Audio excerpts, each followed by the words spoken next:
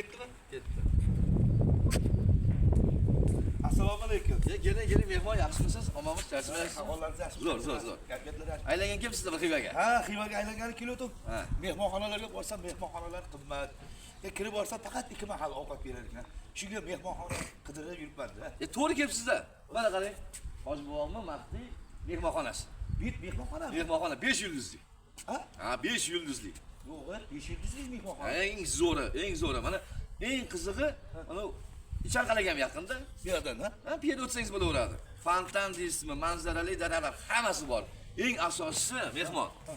3 mahal ovqat. O'sha pulni ichida 3 mahal. O'g'ri, arzonmi? Arzon, tekin. Men bir narsaga hayron qolyapman. Ha. Siz bu Xorazm shevada gapiryapsiz, bizning tilda, adabiy tilda gapiryapsiz. Sizga aytsam ishonmaysiz. Ha. Men ham o'z bir haftaga aylangan keldim Xivaga. Hop.